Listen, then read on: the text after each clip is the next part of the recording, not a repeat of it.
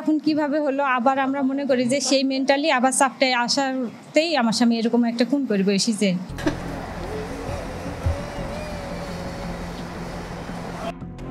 গুলশান থানাধীন বাড়িদারা ডিপ্লোম্যাটিক জোনের এলাকায় ফিলিস্তিনি দূতাবাসের সামনে ডিউটিরত কনস্টেবল মনিরুল হককে গুলি করে হত্যার ঘটনায় কাউসার নামের অন্য এক পুলিশ সদস্যকে গ্রেফতার করা হয়েছে।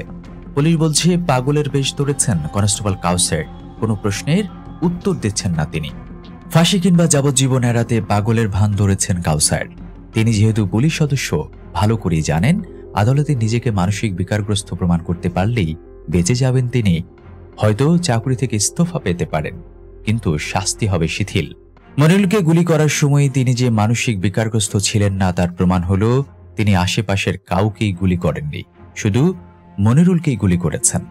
যে গাড়ি চালকের গায়ে গুলি লেগেছে বলা হচ্ছে তিনি যেহেতু এলো পাথারে গুলি করেছেন, তার কিছু অংশ গিয়ে লাগে ওই গাড়ি চালকের দিকে, কিন্তু তিনি সেই গাড়ি চালককে গুলি করেননি এবং গুলি করার পরে বেশ কিছুক্ষণ ঠান্ডা মাথায় বসে ভেবেছেন কি করবেন।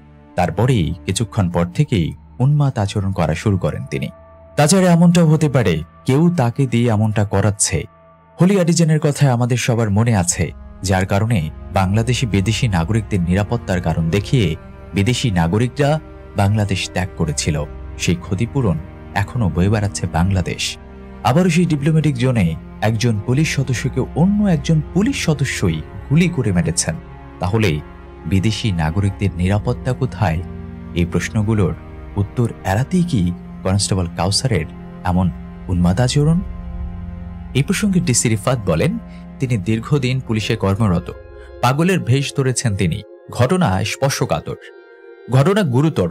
এই অপরাধের শাস্তি সম্পর্কে জানে কনস্টেবল কাউসার, সঙ্গত কারণে সে পাগলের ভেষ ধরতে পারে।